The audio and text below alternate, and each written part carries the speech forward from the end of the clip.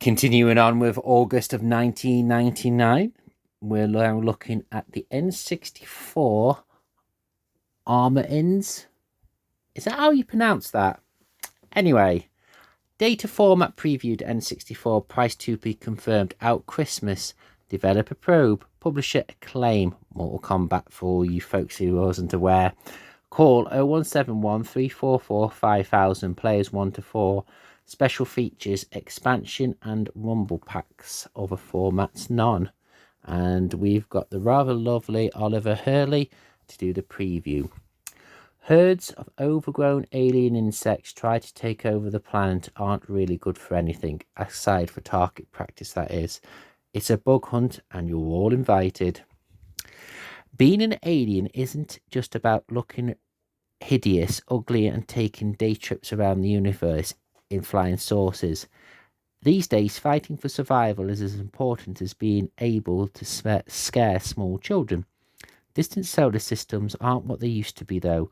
So when an insectoid breed of aliens outgrown its own planet and it's forced to find for somewhere to support its ever-expanding population, where do they look? Why, Earth, of course. So as ever, it's your job to save the human race from the colonization by bugs in 3D first-person style. With the aid of a battlesuit developed for nuclear war, you plough through levels full of foul mutants. It's a dirty job, but someone's got to do it. And this is obviously clearly a rip-off of Starship Troopers. If you've ever seen Starship Troopers, you'll know what to expect. They're big, bad and ugly, and you wouldn't want them as house guests. The final level in each environment houses a boss arachnid, with each increasing in its vileness. Miss Muffets, get your gun. Surely it would be far easier just to nuke them from orbit rather than try to take them out one at a time. Now that's what I call a good set of gashes. We haven't seen a pair like that since Miss Mangle left Neighbours, and I couldn't even tell you who that is because I don't remember. A brain bug.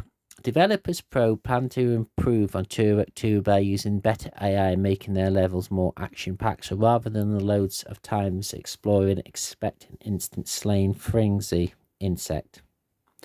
Don't even think about the time you're out for a breather, they're coming for you. Although this weapon looks totally useless, it's surprisingly effective. That looks like a harpoon. Don't you just hate the fact that when spiders curl up when you kill them, limbs falling, juices spoiling, not a pretty sight? You need to be fast to dispose of these little scurrying fellas. Projected vomiting soup is a novel idea and rarely utilised means to dispose of your advisories, but hey, it might just work. Shooty Qually. The levels are all mission based and they are specific tasks that must be completed in order to produce to the next stage. Don't worry though, there's still loads of gun mayhem. As in Turok 2, the multiplayer modes allows for death matches for up to 4 players. You'll be able to see opponents take hits realistically, so their reactions will depend on which part of their anatomy you shoot. That's actually the infancy of just wounding characters in games. One of the little joys is being able to sneak up behind opponents in death matches. Once you are in range, you'll unleash the most devastating firepower you can lay your mitts on. Stand back and enjoy your handiwork.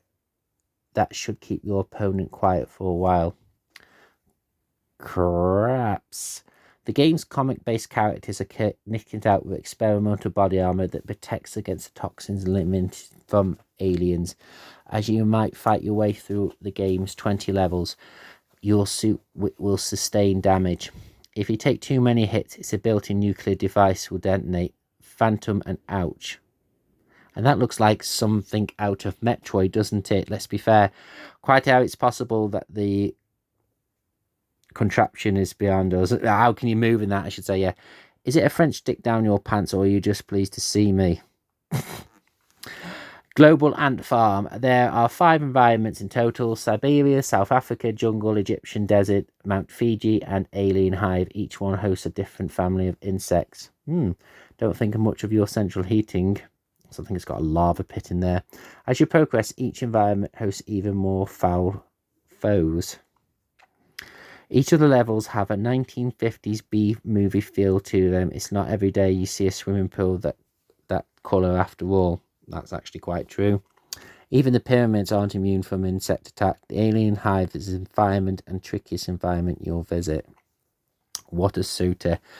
There are plenty of special weapons scattered throughout the game, but each character comes equipped with 3 standard ones. Tony's got a shotgun, rocket launcher, and a bayonet, while Maya packs a Tarza submachine gun and a grenade launcher. Some of the weapons have real aliens versus predator feel to them. That's actually quite true. The cap gun won't be much against the bigger insects. The bigger, the better. GM's learnt view on weaponry. Indeed. It's very satisfying to see a huge bug crumpled before the might of your weapon. Fair enough. Let's see what the first impression says. A kind of game, more bugs, or simply hung suit. Let's see what it says. Bugged out, I should say. Right. A kind of gimme more bug, or simply bugged out. When one game borrows another engines, there are bound to be certain similarities between the two. Even so, there's nothing getting away from the fact that this is very close to Turok 2. The levels are a lot smaller than those of Turok 2, but it should mean that there are none of that aimless and distractive wandering around. And the swarms of attacking mutants really are non-stop. Don't think, just shoot. Sophisticated AI should add another element to the game. Kill the queen of the family of insectoids, and all soldiers will lose coordination with each other, making them much easier targets. Or trick one enemy into shooting another, and they'll fight each other, saving you the effort.